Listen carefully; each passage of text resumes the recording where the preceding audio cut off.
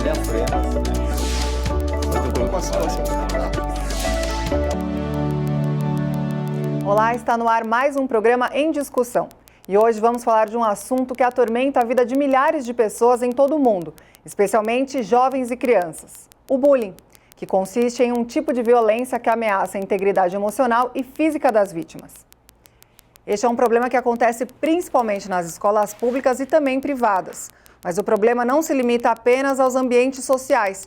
Em um mundo em que as pessoas estão cada vez mais conectadas à internet, o bullying tem dominado também o ambiente virtual, o chamado cyberbullying.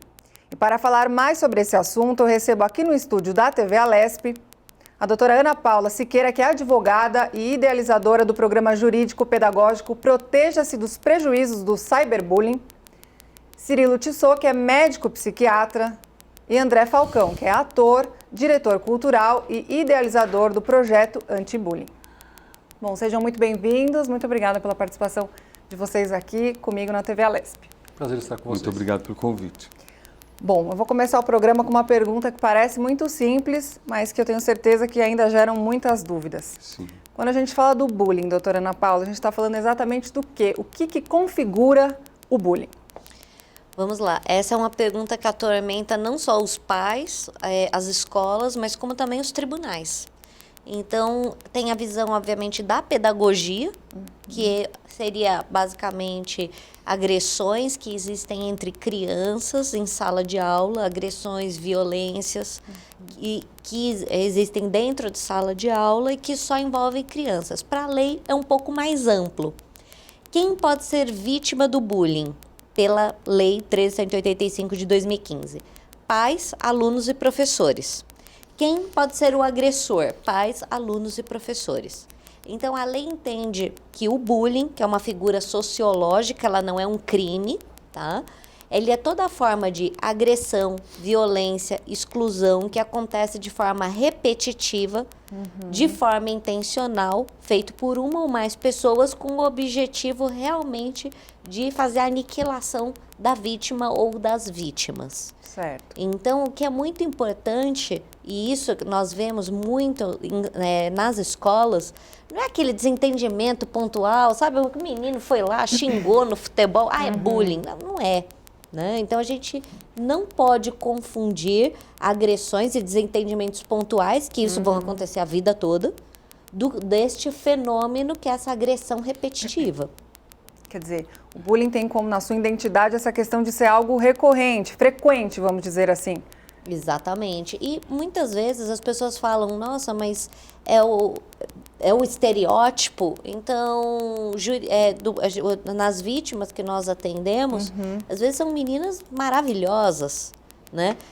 E de todas as classes sociais e de todas as etnias. Então, o que nós vemos é que, muitas vezes, as mulheres são, a maior parte, meninas e adolescentes, são muitas vezes as vítimas. Vemos mulheres professoras, tá? As professoras recebem uma carga de agressividade muito grande dentro de sala de aula, uma discriminação até por elas serem mulheres, muito mais do que os professores homens. E então, o que a gente vê é que muitas vezes essa vítima ela está fragilizada e o agressor ou os agressores já percebem isso para, obviamente, discriminar, excluir ou ofender aquela vítima. E a questão que eu, inclusive, penso sobre isso é da repetição, né? Que a repetição, quando ela chega num ápice, né? Isso já anonimamente está acontecendo há muito tempo, porque geralmente entrada, saída em ambientes que não se configura exatamente dentro da sala de aula, né? Então tem essa questão. Como é que faz para enxergar isso? Ao mesmo tempo, nós temos que diferenciar uma outra situação, também muito frequente. Por exemplo, um aluno, ele pode estar tendo um tipo de comportamento que seja criticável para o grupo, inclusive da classe de aula. E a classe, de alguma forma, pode ter uma atitude que reprova um tipo de comportamento da pessoa. Nós temos que diferenciar isso do bullying. Né? Por exemplo, os alunos podem, por exemplo, o aluno não toma banho. Né? Então as pessoas, está sempre sujo, quer dizer, isso não é um bullying. Isso é uma... Como é que a gente diferencia o processo? Está justamente na crítica, né, que o grupo faz a uma atitude específica que uma pessoa está tendo. Certo. que é diferente do bullying, que é uma hostilidade. Ele, na realidade, não é uma atitude que a pessoa está tendo, mas é o fato da pessoa ter nascido. Algo que ela não pode mudar, vamos É algo dizer que ela assim. não pode mudar, que ela não pode melhorar, que a finalidade é fazer a aniquilação daquela pessoa. Ela tem que deixar de existir. Né? Certo. O bullying, então, na verdade, ele envolve algum tipo de violência que pode ser direta, ou seja, física ou emocional também, Sim. que é realmente tão grave quanto uma violência física. Mas essa violência, ela também pode variar de acordo com a sua intensidade, né? Eu digo isso porque, às vezes, por exemplo, como mesmo o doutor fala, né? Às vezes, num grupo escolar, de repente, os alunos, um grupo resolve dar um apelidinho para o outro aluno. Às vezes, aquilo parece tão inofensivo, mas para a pessoa que está recebendo aquele apelidinho, aquilo pode realmente afetar gravemente aquela pessoa. Quer dizer, é uma forma de bullying também, independente até da intensidade, assim, doutor? Algo que parece inofensivo, mas que para aquela pessoa está caindo muito mal aquela situação. Claro, nós estamos entrando num assunto muito delicado, pensando que as coisas começariam desta forma. Porque nós vamos na TV, daqui a pouco a gente vai poder a oportunidade de falar mais isso com os colegas. É importante numa situação de bullying a pessoa ela ter segurança de si mesma, ela saber quem ela é. Né? O bullying faz a pessoa esquecer de quem ela é. Né? O bullying faz você querer não existir mais. Não é? Então, para a gente se sentir seguro, que essa é uma das formas preventivas, inclusive, da gente lidar melhor com o bullying, a gente precisa saber quem a gente é, a gente precisa ter confiança na gente, ter uma boa autoestima. Não é? E para que isso ocorra, é importante, por exemplo, a gente saber aprender a brincar, rir de si mesmo. Isso é fundamental, rir de si mesmo. Não é? Então, assim, quando uma outra pessoa vem e tira um sarro da nossa cara, não é? Por um lado, esse é um momento social onde eu tenho que aprender a rir de mim mesmo. Isso me dá segurança, inclusive isso é uma atitude anti-bullying. Porque se eu rio de mim mesmo, a outra pessoa perde a graça de fazer bullying comigo. Não é? Por outro lado, eu não preciso rir de algo que em algum momento me ofende. Não é? Então, que não foi uma boa piada. Então, seria importante, na realidade, que a outra pessoa percebesse que aquilo não é, está me machucando, etc. Agora, o limite entre o que eu preciso rir de mim mesmo, aprender a rir de mim mesmo, e, ao mesmo tempo, exprimir que eu estou mal emocionalmente, é que cada situação é única nesse sentido, porque, de novo, para o bullying, quanto mais eu me sinto ofendido, mais o bullying vai aparecer. É verdade. E falando um pouco assim do perfil de quem pratica, né, o bullying, normalmente é uma criança que ela já carrega com ela uma característica mais agressiva, é uma criança que normalmente vem de uma estrutura familiar mais complicada. Tem como a gente traçar um pouco do perfil dessa pessoa, doutora? O que eu estou vendo hoje, do ponto de vista jurídico, são, obviamente, que o bullying ele já começa dentro de casa, né? As crianças elas repetem os comportamentos que elas veem de pai e de mãe. Nós, como eu disse um pouquinho no começo do programa, os agressores de bullying podem ser os alunos da escola, os pais e os professores. Então, o que nós mais vemos hoje são pais cometendo cyberbullying nos grupos do WhatsApp. Os próprios pais. Os pais agridem os professores, agridem os outros alunos, né? Se intrometem no meio dos grupos dos filhos para xingar as outras crianças. Então, quando nós entramos, quando foi pensado nesse programa do Proteja-se dos Prejuízos do Cyberbullying, a ideia era fornecer educação digital para todos. Porque hoje os adultos são crianças mimadas com um brinquedo na mão. E esse brinquedo se chama smartphone. Então, você tira... às vezes, eu vejo muitas pessoas falando, o meu filho não vive sem celular. E eu pergunto, e a senhora vive sem? Vou tirar aqui o seu celular um pouquinho para ver. A pessoa começa a tremer, né? Ter taquicardia. Então, você começa... Isso até foi muito interessante, porque eu vi uma palestra até na Clínica Greenwood, fantástico, né? Foi um curso maravilhoso, né? Sobre essa forma de comportamento e, principalmente, quando você tira essa tecnologia das pessoas. Então, elas estão viciadas e, muitas vezes, os agressores se tornam agressores pelo uso excessivo da tecnologia. Né? Criança, quando tá brincando, né? Brinca, chega a hora que cansou, briga.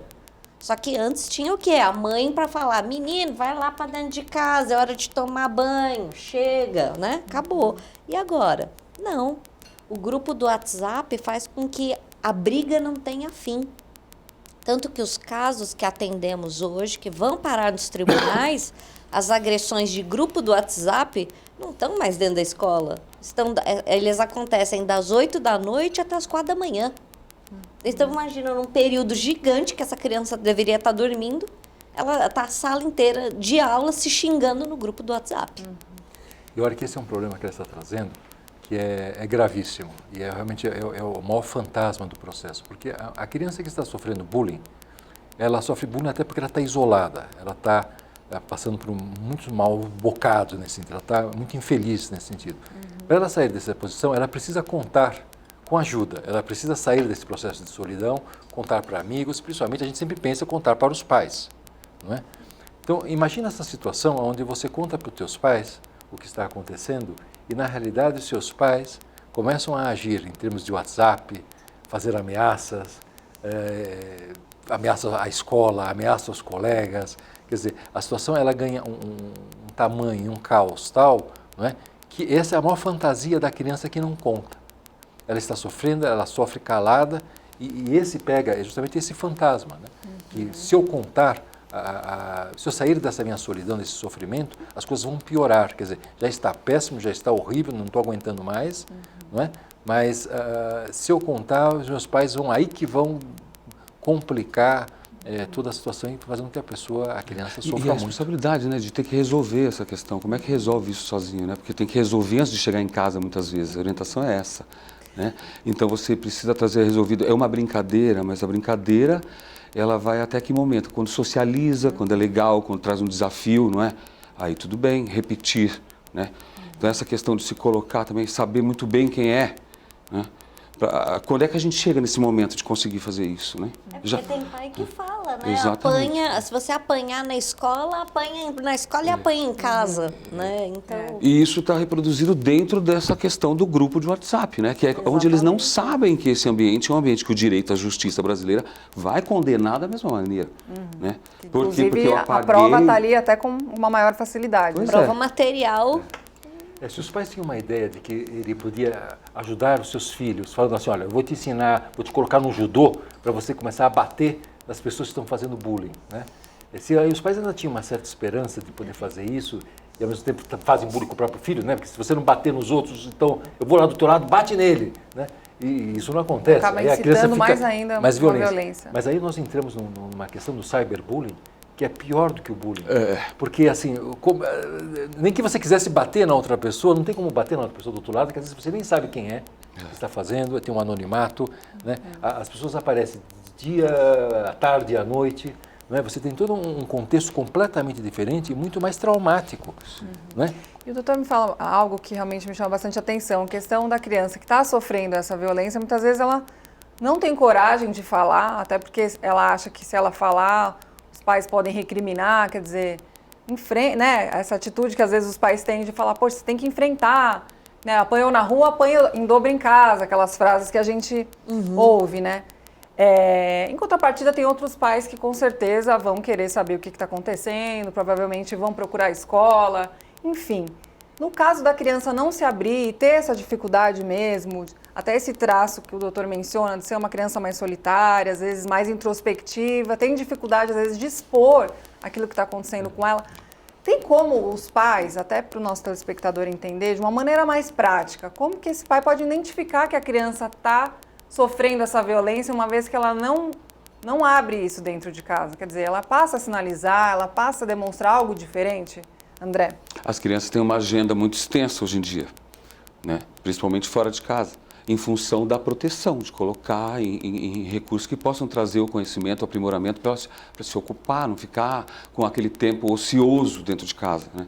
Então essas atividades também isolam, porque muito tempo os pais precisam estar fora de casa, trabalhando, então a criança é obrigada a conviver muito sozinha nesses ambientes, né? Então eu fico pensando exatamente, né, como é difícil para eles, né? E como a criança sofre. Eu tenho um trabalho voltado para o público infantil no teatro exatamente pelo amor incondicional às crianças, né? Pela confiança que elas depositam quando encontram com a gente e conversam, através de um personagem, através da força do teatro, que traz algo lúdico para acalentar, né? Um amigo, de repente, pode acontecer ali. Então, essa relação com a criança, eu acho que muitas vezes acaba sendo um pouco deficiente, mas é a questão do dia, da vida. Uma cidade como essa que nós moramos, uma metrópole, os pais são ocupados, o trajeto é longo, a criança fica muito sozinha, né? Então essa integração da criança com a natureza, que é muito difícil, que já seria um grande alento, né? E, doutora, a gente sabe que a gente tem hoje estatísticas que mostram um grande número de evasão escolar, por exemplo, um baixo rendimento, principalmente nas escolas públicas. Isso pode ser um reflexo do bullying? Precisaria um estudo mais apurado nesse sentido. Eu acho que é provável que um contexto desse, até porque o Brasil, né, está colocando como 30%, né, 30%, 40%, se não me engano, a estatística da Ipsos, né, trouxe em termos de bullying, principalmente cyberbullying, né? Eu acho o seguinte, nós estamos vivendo uma questão que é cultural, que não é só o problema da escola, não é só o problema do bullying. Nós estamos vivendo um momento de repensar as nossas relações com a família, relações com a sociedade, não é? Nós estamos cada vez mais tendo uma série de atividades, como o colega trouxe, e essas atividades, na realidade, ao invés de nos colocarmos cada vez mais capazes de viver em sociedade, estão nos isolando, né? Porque nós estamos perdendo a capacidade de aprender ou ter alguém para se identificar, para saber como fazer, né? Então, antigamente, nós tínhamos nossos pais como modelos de valores do que a gente ia fazer ou deixar de fazer, né? Então, a gente passava muito tempo em casa, a nossa mãe nos ensinava os valores, etc. Hoje em dia, a gente tem uma série de atividades que saem de uma escola, vai para outra, para outro curso, vai para atividade física, né? E tudo isso vai fazendo com que a gente vai conhecendo outras pessoas. No meio disso, tem uma série de bullying, né, nas mais variadas escolas nesse sentido, dos cursos que a gente está fazendo. E agora o ponto é, os pais, para serem pais, eles não precisam ter uma quantidade de tempo com o filho. Não é quantidade, é qualidade, né? Os pais, eles precisam têm que entender que eles são responsáveis pelos seus filhos e eles precisam monitorar esse processo. Não em termos de quantidade, de novo, em qualidade. Precisa se jantar junto, precisa ter um momento onde a pessoa possa avaliar como é que essas atividades estão influenciando o dia a dia daquela criança. Os pais precisam ficar curiosos pelos seus filhos, né? Precisam saber o que eles estão aprendendo, como é que eles estão vivendo. E nesse processo, dentro de uma rotina que é criada, os pais vão começar a perceber que o seu filho, por exemplo, está ficando triste, né? Porque isso não é algo que é controlável, que a pessoa consiga disfarçar. Vai percebendo que o filho, em determinado momento, fala, não suporto tal pessoa, né? Então, opa, ou não quero ir para a escola. Não quero ir para a escola. Quer dizer, você começa a ter uma noção, né, de que algo está errado, né? Houve um trabalho, por exemplo, há muito tempo atrás, que eu fiz com meninos de rua, né, e você observava, por exemplo, que os meninos de rua, assim, todos eles tinham família.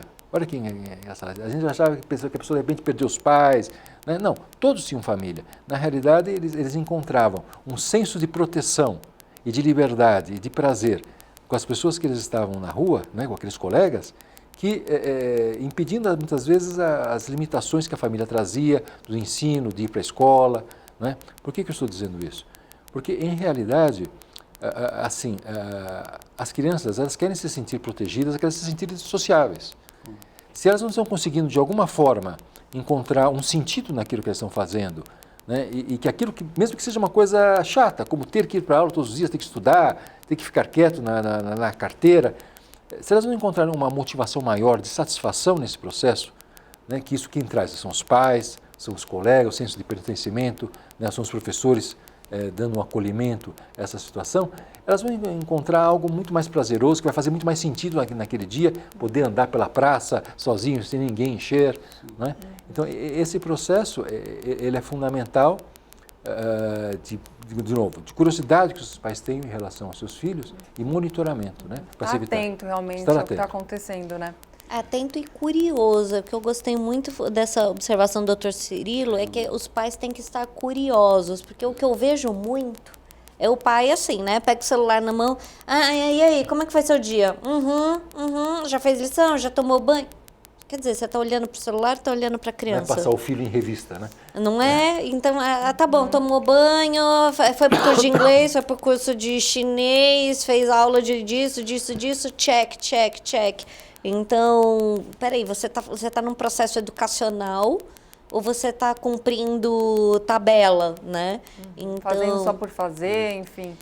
não, e acho que até o que acontece, as redes sociais também, e isso é um outro ponto, que às vezes eu vejo que tem uma ilusão dos pais que eles querem a família da propaganda de margarina, né? Aquelas não tem pessoas problema. sorrindo, estáticas, né? Maravilhosas. Isso não existe. As pessoas não vivem em Instagram, né? A Instagram é a rede social mais hedonista que tem. Então, assim, mas imagina toda essa família rindo e se abraçando. Gente, família, Com foto para provar, né? né? Eu falei, gente, as pessoas não vivem assim, né? Quem aqui nunca viveu um quebra-pau de família? Normal, né? Acho que é anormal a família que nunca teve. Acho que nem existe essa família. Mas o que acontece? Aí a criança, às vezes a melancolia é normal. Né? Quer dizer, não a melancolia habitual, mas você fala, nossa, hoje eu não acordei muito bem. Por que essa criança tem que estar rindo com aquele sorriso congelado 24 horas? Isso não existe. Precisa ser um pouco mais humano. Essa importância muito grande da lei no sentido de trazer essa visibilidade, dar força para essas pessoas que são os que não falam, né? Os que têm dificuldade de se expressar ou até mesmo passam um tempo solitários, né? Todo o período do fundamental sozinhos. Então, existem essas crianças todas e vão agora, sim, né, com o futuro aí, esse trabalho de formiguinha que a lei começa a fazer dentro das escolas, né? Implementando das instituições, grêmios esportivos, clubes, enfim, né, onde se reúne esse grupo de crianças para poder implementar e colocar essa questão cultural, né, do respeito, da tolerância, a igualdade de direitos, né, para que essas crianças consigam conviver e futuramente serem cidadãos aí capazes, né, de serem agentes de transformação, enfim, porque o programa precisa ser instituído, né, instituído realmente dentro das escolas, das instituições esportivas. E instituir um programa muda tudo, porque é uma responsabilidade muito grande. Um programa só é apto se ele estiver realmente em pleno funcionamento, com seus 9 objetivos claramente elencados, trabalhados, né, para que isso passe a ser o dia a dia daquele ambiente. Então não é algo que vai acontecer aleatoriamente, né? Precisa ser comprovado, documentado, registrado, para as políticas públicas se fortalecerem, né? Para que as crianças, em primeiro lugar, que é o que a gente está falando, pelo menos o meu foco aqui, são todas as pessoas, né? Nós falando das crianças, desses que nós comentamos, os que são quietinhos, os mais excluídos, sejam protegidas, né? Pela lei. Então, quer dizer, existe uma consequência. E a lei até exige isso, né? Exige que o agressor e a vítima recebam tratamento psicológico ou psiquiátrico, social e jurídico. Então, isso já é uma exigência legal. Então, Só para o nosso telespectador entender um pouquinho do que a gente está falando exatamente, o doutor estava falando a questão da importância da família nesse papel, enfim, de observar essa criança, ver o que está acontecendo com ela e, inclusive, os pais do agressor também entender por que o filho realmente está cometendo esse tipo de violência. Temos também a parte do Estado, enfim, existem esforços aí através das políticas públicas para erradicar esse problema, que foi o que o André comentou. Eu queria que a doutora falasse um pouco mais. O que a legislação fala sobre isso? A gente tem também uma lei federal, que eu não lembro agora o número, é 15.000 e... Na verdade, essa lei federal, ela entrou para mudar a lei de diretrizes e bases da educação. Então, ela foi lá para colocar a exigência do implementação do programa de combate ao bullying e ao cyberbullying e obrigar todas as escolas a terem políticas, obviamente, de pacificação social ali dentro. Essa é uma lei de 2015. 2018.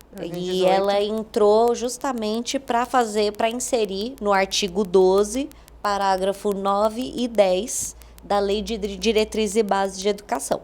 Certo. então, que obriga aí as escolas, tanto públicas quanto particulares, a terem dentro da escola ali um projeto anti-bullying. Seria, em linhas gerais, exatamente. Aí o projeto anti-bullying está previsto nesta lei de 2015, que é a lei anti-bullying. Então, primeiro veio a lei anti-bullying, e aí depois se colocou... Aí, quando se começaram a implementar as políticas, né, principalmente nas escolas estaduais e municipais, só assim, não, eu não tenho obrigação de fazer isso. Então, teve muito, de 2015 até 2018, isso aconteceu bastante. E aí foi extremamente benéfico vir uma lei federal para entrar na lei de diretriz e base da educação. Falou assim, não, qualquer escola. Se você é estadual, municipal, pública, privada, lunar, está no Brasil. As questões das agremiações esportivas também, os clubes. Clubes, né? E agremiações esportivas. E agremiações recreativas. Então, tudo isso, todas elas precisam colocar esse programa, ele tem 9 etapas. Então, a lei exige isso, que sejam implementadas essas 9 etapas. São políticas, na verdade, de compliance. Então, compliance não é só a medida anticorrupção, como muita gente fala, né? Então, compliance é você estar de acordo com a lei. Então, qualquer escola é muito mais complexa do que uma empresa, porque ela muitas vezes tem o quê? Menores. Quando você trabalha com menores em púberes, bebês, né? Que tem escola que tem berçário. E aí as pessoas até falam, imagina, o que pode acontecer com um bebê? Gente, já vi trocentos incidentes digitais envolvendo bebê. Então, se a escola não tem muito claro até como é que se utiliza, como é que esses professores, como esses funcionários utilizam celulares, você vê, às vezes, bebês, né? Que estão lá 8, 10 meses já virando meme. Por quê? Porque a pessoa que estava lá no fraudário falou, que bonitinho, deixa eu tirar uma foto e colocar na rede social. Imagina, não é filho dela. E ela está lá tirando uma foto do filho do outro e postando numa rede social. E aí, muitas vezes, e é o que eu falo, muitas vezes os pais são os responsáveis do bullying. Então, por vezes, a gente atende casos que a mãe fala, que bonitinho, meu filho fazendo cocô, vai lá, tira a foto e coloca na rede social. Esse menino cresce, gente. E a foto tá lá, né? E a foto tá lá do menininho fazendo cocô, né? Ou vomitando. Quando a gente fala da internet, o bullying na internet é muito mais complicado, porque uma vez que você jogou ali na internet... Não tem controle. Já era, quer dizer, você nunca mais nem vai ter acesso àquilo e a coisa assim, viraliza de uma forma que pode girar o mundo todo. Então, assim, é muito preocupante também, né, doutora? Exatamente. Então, mesmo porque não existem medidas judiciais assim, completamente que acercam toda essa questão, né? Então isso tudo existe uma implementação, né? Porque a gente vai indicando sites, vai removendo, né? Então vai o juiz, não, tira dessa URL, remove o conteúdo. Mas o que acontece? Constantemente você tem que ficar informando o URL. Então nós tivemos casos aqui que teve mais de 30 mil URLs, 30 mil sites. Com conteúdo sensual e sexual envolvendo menores. Isso é gravíssimo. Daqui a pouco a gente vai falar mais sobre isso. O programa em discussão vai para um rápido intervalo. Não saia daí, a gente volta já já.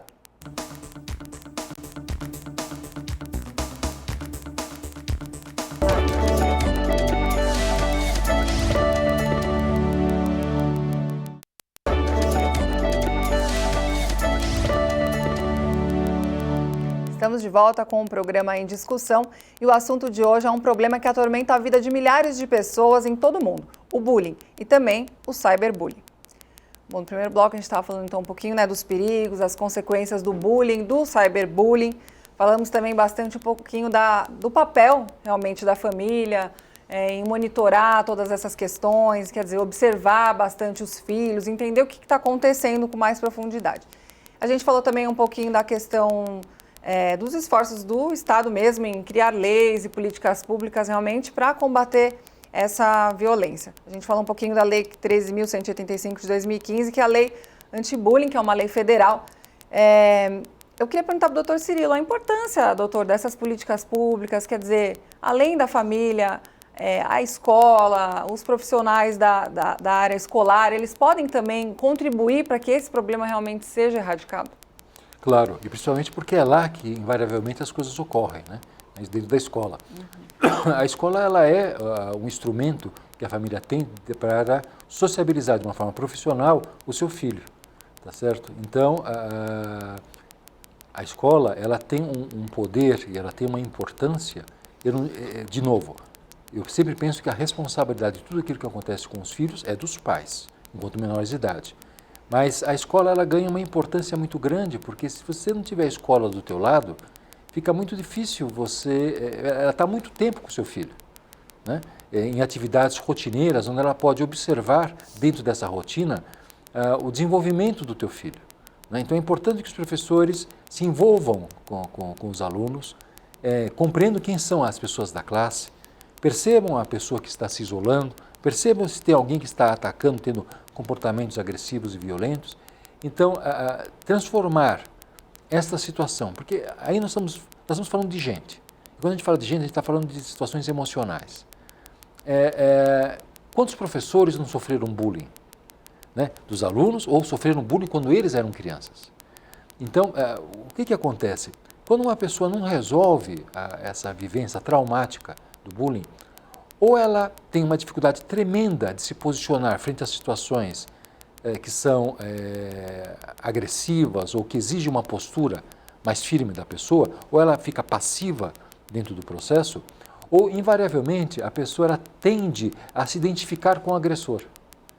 Então muitas vezes a pessoa que promove bullying foi uma pessoa que recebeu bullying. Não é? É como se ela estivesse tentando viver o outro lado. Aquilo. Certo. Como uma forma de ficar mais tranquila, tudo passou, hoje eu faço parte do outro lado. Né? Até como um mecanismo de vingança, assim, doutor? A gente pode ver dessa eu não forma, diria eu não diria que tem essa coisa maquiavélica, né? Mas é simplesmente por não saber fazer diferente, porque ou ela continua sofrendo bullying, então ela fica na posição passiva, sem saber o que fazer, ou ela se identifica com aquele que vai fazer.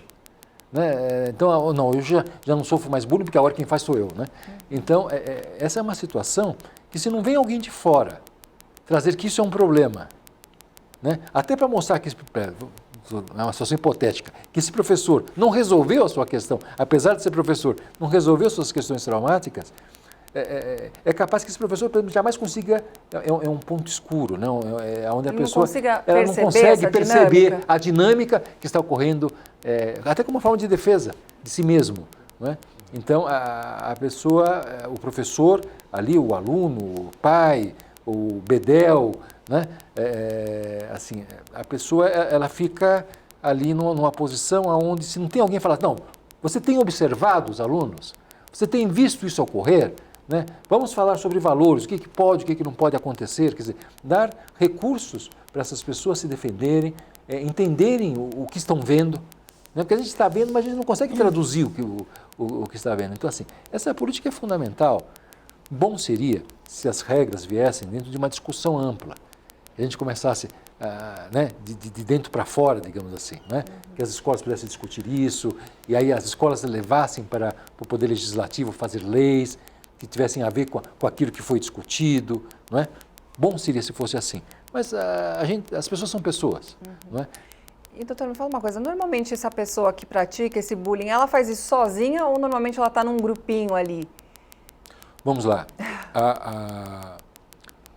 Nós temos questões individuais de quem faz o bullying, tá certo? Se você for ver essa pessoa na relação com a família, né, nós vamos encontrar um jeito, uma funcionalidade, né? Possivelmente ele está vivendo uma situação de violência dentro de casa e, de novo, ele está sofrendo a violência lá e está tentando replicar, resolver isso, se identificando com o agressor. Né? Então ele faz isso fazendo com que o outro passe por essa questão. Agora, o bullying, ele, para ser um bullying, né, para o bullying ter sucesso, ele precisa ter o olhar das pessoas e precisa haver essa diferenciação, né, hierárquica, onde eu estou fazendo o outro sofrer e eu tenho pessoas, né, através dessas pessoas que estão à minha volta, eu falo, olha, e todo mundo ri. Né? Ou mesmo que fique calado, né, essa é um jeito de eu provar a minha força, que eu que estou certo, que eu que sou diferente, enquanto aquele lá, né? Eu acho que esse momento é decisivo, né, numa situação de bullying, esse terceiro que está ali, né, plateia. o poder que ele tem de definir o que vai acontecer, né, Claro. porque esse terceiro que está ali, ele pode compactuar com aquele que está agredindo naquele momento e realmente a coisa continua e vai ganhar seguidores, os fiéis seguidores, ou já pode ser neutralizado, né, aí vai depender muito dessa questão. E é né? exatamente isso que o André colocou, que o Tribunal de Justiça do Estado de São Paulo colocou de forma muito clara, um acórdão belíssimo, uma aula, né, de como fazer educação digital, que foi o tribunal que deu. Ele falou, primeiro, grupo de WhatsApp. Ele condenou a administradora do grupo do WhatsApp a pagar uma indenização para as duas vítimas. Por quê? Porque ela viu toda essa, ela viu a agressão e não fez nada. Ela falou, administradora, você administra. Detalhe, essa menina tem 15 anos de idade. E ele condenou o dano moral de R$3.000 por vítima. Ele falou, com 15 anos de idade você sabe muito bem o que é filho da... né? Quando você xinga, quando você ofende, você agride. Então, eu estou te aplicando este dano moral de R$3.000 por vítima, porque como administradora do grupo, você ficou inerte. E em outro julgado também, do Tribunal de Justiça do Mato Grosso do Sul, foi muito interessante, ele condenou todos os membros do grupo do WhatsApp que ficaram vendo os xingamentos e ficaram omissos. Isso é fantástico. Pois é.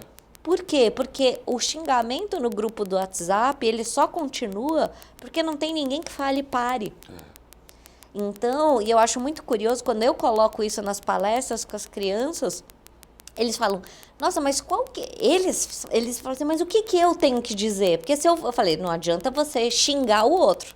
Se você xingou o outro, você entrou no mesmo patamar, você pode ter cometido um crime igual o outro. Então, a melhor forma de se agir quando está tendo ofensas no grupo do WhatsApp, obviamente eu estou falando isso do ponto de vista jurídico, é falar, eu não concordo, eu não aceito, eu não admito. Isso, ponto. Você não ofendeu ninguém. E, obviamente, imagina 30 pessoas falando, eu não concordo, Claro. eu não aceito, eu não admito. O agressor, ele vai ter que parar. Vai ter que parar. Só que isso é educação digital, por isso que eu bato muito nessa tecla e que quando nós desenvolvemos, né, esse programa, que foi a parte jurídica minha com a parte lúdica até do André, nós fizemos isso pensando para ter essa possibilidade da criança poder extravasar, falar, interagir, fazer a parte lúdica e do outro lado compreender. Né? A gente não tem tantas aulas aí de trânsito, vamos aprender a ensinar a criança a andar na faixa, que depois, sei lá, quando fica adulto esquece também, né? Essa Doutora, só uma foi muito pergunta, porque eu fiquei interessante. agora curiosa. No caso, por exemplo, desses processos que envolvem indenização financeira, no caso dessa moça de 15 anos, provavelmente não tem como pagar. A responsabilidade fica, por exemplo, nesses casos com os pais, por exemplo, de arcar com essa indenização? A lei diz que a responsabilidade pelo pagamento dos atos ilícitos ou, eventualmente, crimes cometidos pelos filhos menores são dos pais. Tá? Certo. Então, são só casos muito isolados que a criança ou o adolescente vai arcar com essas multas e indenizações. Mas o que nós vemos hoje em casos de bullying e cyberbullying são indenizações que vão de R$8.000 a R$2 milhões. Meu Deus. Então, é o que eu falo, e quando a gente vai dar essa palestra, esse curso para os pais, eu falo, veja, a maior parte das pessoas a gente ainda consegue tocar pelo coração, pela empatia. A gente vai pro bolso, agora, né? Exatamente. Agora, se questão você tem uma pedra no peito, pensa que vai ficar caro. Controla o seu rebento, porque vai ficar caro. E, doutora, me fala uma coisa. Esses casos de bullying que acontecem ali dentro da escola, certo? Até que ponto também a escola pode ser responsabilizada pelas coisas que estão acontecendo ali dentro? Não só os pais, os alunos envolvidos, mas como que entra a escola dentro desse processo? Essa pergunta é fantástica. E a questão já começou justamente com o que o Dr. Cirilo falou. A escola é um ambiente de socialização. Então, se você colocar escolas particulares, aquele pai e aquela mãe escolheu aquela escola para quê? Por quê? Porque era um ambiente, né? exatamente, social, com quem o filho dele ia se relacionar. Tem É tem tudo escola. milhares de... Socialização, cultura, educação, é tudo ali. Exatamente. E aí ele escolheu aquela escola. Então a escola, não adianta a escola falar, não, mas a agressão no grupo do WhatsApp aconteceu de madrugada. O papel da escola é socializar. Se ela não faz isso, ela está prestando um serviço educacional defeituoso e será punida pelo Código de Defesa do Consumidor, artigo 14. Então, não, as crianças estão se xingando no grupo do WhatsApp de madrugada. Esquece, você vai ter que fazer mediação de conflitos escolares. E isso é um trabalho que dá para fazer de forma... Eu faço esse trabalho junto com o André, porque a gente coloca o ponto de vista jurídico, coloca o ponto de vista lúdico, e para quê? Até para ensinar para crianças, para os adolescentes e para os professores como agir nesses casos em que existem incidentes. Ou ainda, você já está com o problema na mão. E como nós sabemos, não existem pessoas iguais, não existem processos judiciais iguais. Então, cada caso, a escola tem que estar preparada para fazer mediação de conflito. E, principalmente, aplicar técnicas de justiça restaurativa. Porque, senão, nós vamos ter campos de batalha judiciais. E já tem. Hoje, o Estado de São Paulo, o tribunal está infectado de milhares e milhares de processos de cyberbullying. Isso só não foi contabilizado. Quando a gente pensa em cyberbullying, a gente pensa muito nessas questões, desses xingamentos e coisas que acontecem nos grupos de WhatsApp ou próprias redes sociais. Mas os casos também em que uma pessoa pega um vídeo íntimo ou alguma coisa assim e coloca ali na internet, é um tipo de cyberbullying também, né, doutora? Exatamente. E são esses casos que envolvem essas indenizações altíssimas? Agora fiquei curiosa para saber. 2 milhões de reais de indenização? Até num caso específico desse, foi em que no grupo do WhatsApp, os agressores instigaram a vítima ao suicídio. Então, você teve um crime gravíssimo, que é a instigação ao suicídio. Tá?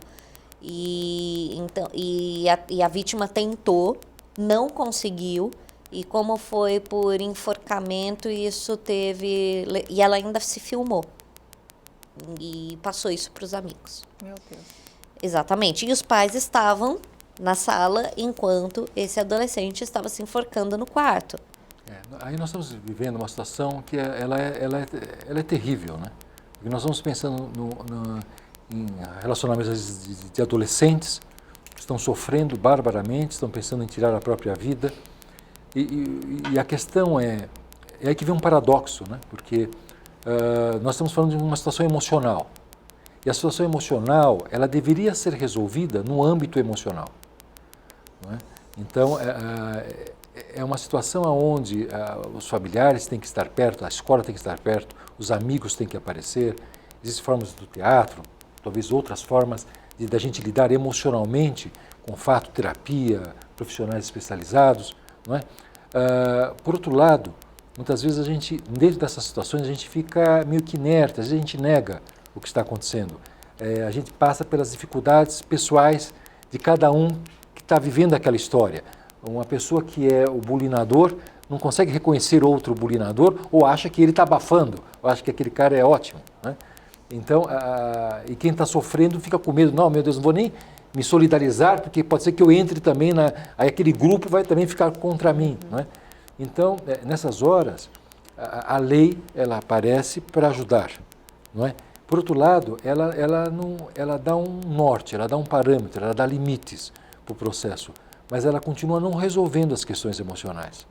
Não é? Porque precisam ser tratadas. Que precisam ser tratadas. Mas porque, pelo que me parece, a questão do bullying, ela meio que gera uma epidemia, né? Porque parece que uma pessoa vai influenciando a outra, né? Vão formando os grupinhos, aquela coisa vai se proliferando, ninguém quer estar no papel da vítima ali, então acaba que ficando todos contra um, vamos dizer assim. É por isso que o cyberbullying é uma coisa terrível, porque assim, aqui nós estamos falando a todo momento, nós estamos falando assim, eu estou vendo, mas não quero me envolver, não é? Mas quando a gente está falando de internet, existe no nosso padrão comunicacional, que nós estamos conversando, a todo momento eu estou aqui monitorando a minha fala com gestos de vocês, de olhar, de balançar a cabeça ou não é? E isso vai me dando um parâmetro se eu estou indo a mais ou indo a menos, se eu posso continuar, se eu não posso continuar. Não é? Na internet, isso não acontece. Quer dizer, quando você começa a escrever uma mensagem de WhatsApp, você não está medindo se aquelas palavras... é uma surpresa quando você posta qual é a resposta do outro. Não é? Então, aí também que não acontece existe a as emoção, maiores... é o que o doutor está falando, não existe uma emoção ali. Existe. Então, Um você pode ser ponto a interpretada mais aquela muda mensagem de diversas maneiras, né? Pois é. Quer dizer, uma pontuação, uma pontuação vírgula, destrói já mudou o aquela- a sentido. mensagem de alegria que você queria passar. E fora o corretor, que ainda muitas vezes você também não leu o que E escreveu. até você provar que E foi o manda uma coisa corretor e não horrorosa aquilo pra que você pessoa, quis né? dizer, E às fica vezes em a pessoa pânico. fica ofendida com aquilo. Não, foi o corretor e a pessoa acha que foi algo pessoal com Pois ela. é. Quer dizer, a gente estamos vivendo tempos onde as pessoas realmente estão mais sensíveis, parece, e os conflitos estão muito à flor da pele, né, doutor? E mais do que isso, porque elas são sensíveis, porque elas esperam que o outro lado dê um like, dentro da minha fala, que as pessoas me aprovem nas coisas mais superficiais da minha vida, não é? Como o prato que eu acabei de comer. Então, e quando aquilo, de repente, todo mundo começa, nossa, você é horrível, manda um emoji de cocô, né? Nossa, e vai assim. Ainda não inventaram o dislike, né? Mas O se dislike, tivesse também... Não, já tem no Já YouTube. tem.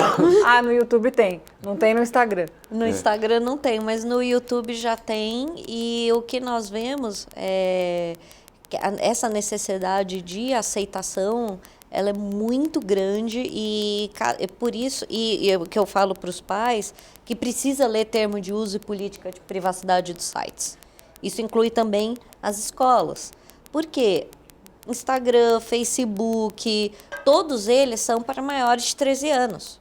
O WhatsApp é para maior de 13 anos também. As pessoas não sabem dessa informação normalmente. Não, E elas não YouTube sabem. é para maior de 18 anos. Então. Ninguém Elas sabia sabem que que é o errado YouTube é para ofender, maior de xingar. 18. Tem muito conteúdo infantil que a criançada tá com a cara no iPad o dia inteiro.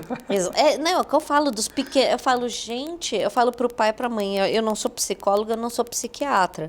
Mas a questão é o seguinte: uma das exigências legais é o quê? É o dever de criação e de educação. E que não pode ser delegado, você não pode passar uma procuração pro tablet. Tá? Então, vai ser pai, ser mãe de verdade, entendeu? Essa criança já está virando um zumbi na frente do... Ela assim, não, mas agora ela está calma. Quer dizer, eu preciso fazer minhas coisas aqui, não consigo controlar a criança, então eu dou Dá o tablet o pra ela. celular, Dá o o tablet, tablet. que aí ela não me incomoda e tá tudo certo, né? Enquanto isso, ela está ali no aprendizado, né? Tecnológico, né? Que Quer o dizer, pai, e às entrando vezes, em fica até sites, em coisas que a surpreso. gente também, às vezes, perdeu o controle ali dos conteúdos que estão sendo acessados, né? doutor? É por isso que o YouTube recomenda que para menores de 18 anos tenha a plataforma YouTube Kids. Mas é o que eu falo, como qualquer programa de computador tem bug, né? O YouTube Kids ele tem um filtro muito mais alto, né? Mais protetivo para as crianças e para os adolescentes. Então, ele consegue ver no YouTube Kids o Neymar jogando bola.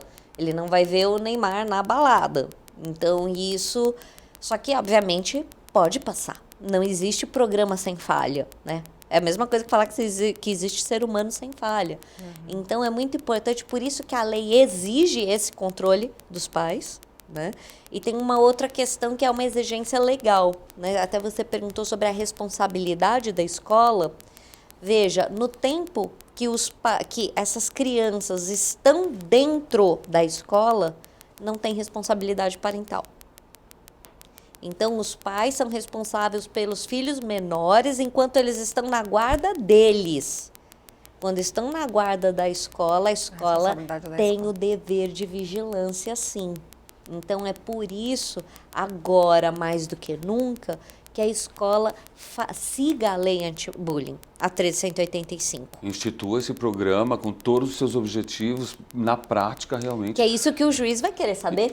O momento que nós nos aproximamos dessa ideia de formatar algo junto com o teatro, por exemplo, foi através de um texto que já é maravilhoso. A Sandra Saruela é autora e psicanalista, escreveu Se Fosse Com Você, uma história de bullying, né? Que é um espetáculo que se passa dentro de um ambiente de escola. Então, já imediatamente cria uma identificação em todo mundo, né?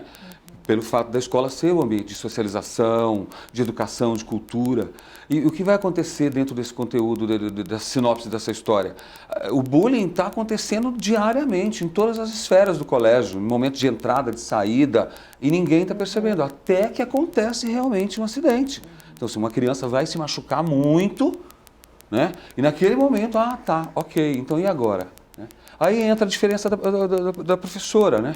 A professora Nancy da história vai criar um dia dos diferentes, onde as pessoas vão poder ter a oportunidade de vivenciar um pouco da dificuldade que o outro tem, né? Para poder reagir. Né? Então, você não está enxergando? Então, vamos tentar passar por uma experiência para ver o que acontece aqui, né? E esse trabalho acho que tem que ser feito realmente muito de perto, porque o bullying, eu acho que ele também tem essa característica de ser algo meio velado ali, né? Sim. Então, às vezes, pode se manifestar, às vezes, um olhar, um gesto, alguma coisa que a vítima entende que está sendo aquilo para ela, mas que as pessoas que estão à volta, às vezes, não estão percebendo, né, doutor? Então, quer dizer, nem sempre dá para perceber tão fácil. Não. Aliás, não dá para perceber fácil. Não dá, e até porque não é algo legítimo, né? Não é algo que as pessoas tenham prazer. Não, olha, eu estou fazendo bullying com aquela pessoa, olha que legal que eu estou fazendo. Não tem isso. E quem está recebendo também não acha isso legal. Né? Então, as pessoas procuram, que até a própria vítima procura não mostrar, né? Procura ficar afastado. Né? Ela tem medo, muito medo. Né? Qualquer diferença incomoda, né?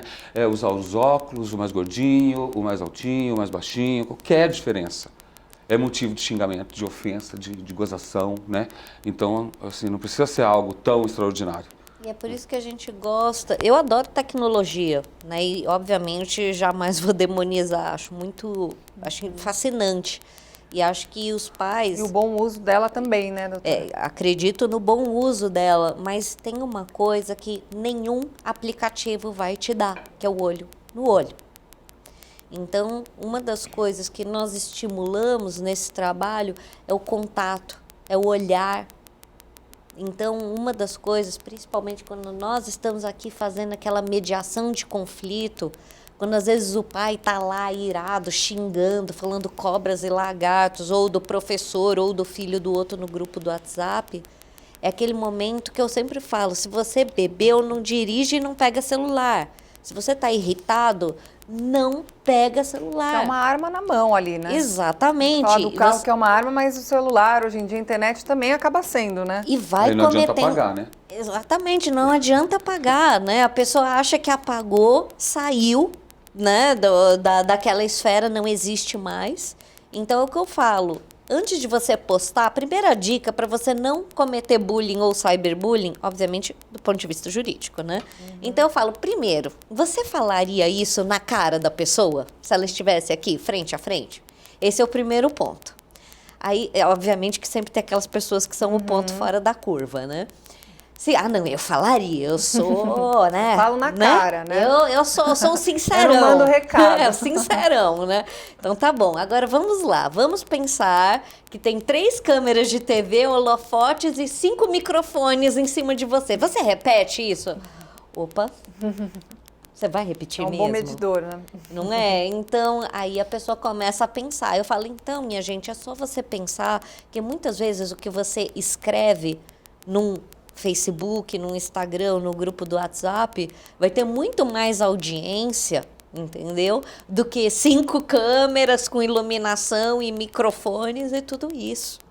Então, por quê? Porque as pessoas ainda acham, a nossa geração aqui, nós somos analógicos. Essa geração que vem agora é a geração alfa, 100% digital. Então, nós temos o dever de educar essa geração alfa. Porque senão a nossa geração aqui ainda acha que eu tô aqui escrevendo a minha opinião.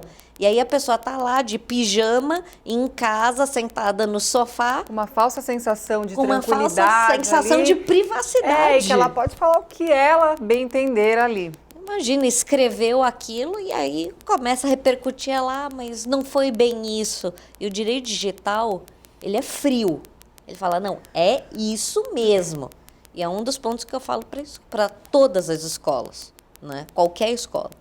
Você tem que priorizar a língua portuguesa. Você quer saber se uma pessoa é idosa? Ela está falando aqui. Uma pessoa jovem está falando aqui. Ela está digitando, ela não está aqui. Então, hoje, as pessoas só escrevem. Se você não ensinar esse jovem a escrever, ele não vai ter relacionamentos decentes, ele não vai ter um emprego decente, porque ele vai brigar com absolutamente todos os colegas de trabalho, ele não vai ter um convívio familiar Ele não decente. vai saber se relacionar com as pessoas. E essas escritas de WhatsApp normalmente é o E, que é o E e H, quer dizer, as palavras abreviadas, quer dizer, hoje em dia até o português fica aí correndo um sério risco de ser assassinado, né?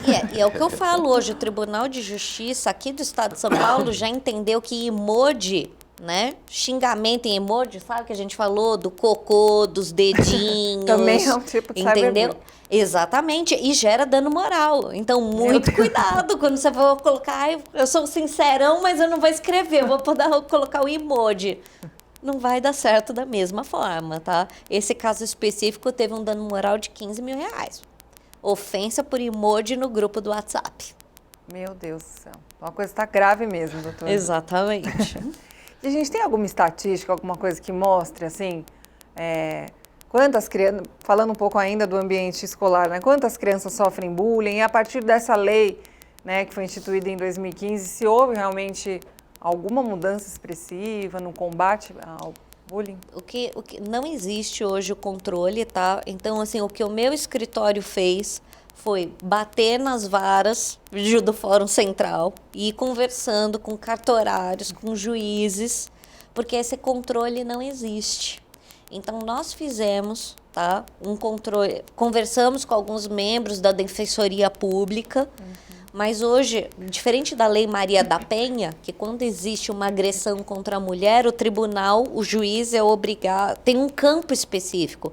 Então, não é que o juiz não quer fazer, que o tribunal não quer fazer, é que não existe esse campo para ser discriminado. Mais uma questão importantíssima da lei que faz com que todo mundo se movimente para poder criar esse Exatamente. conteúdo, né?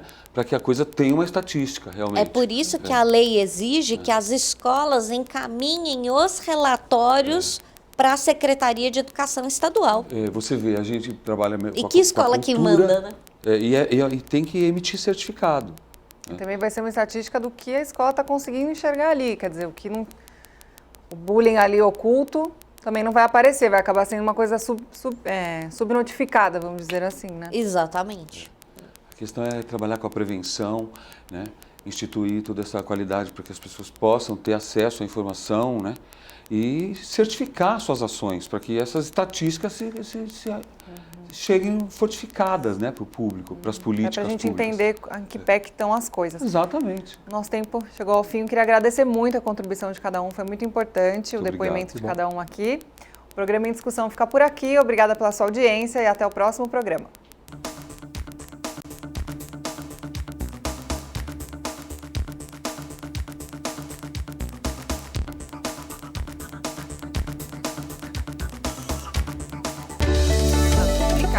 Vale a pena.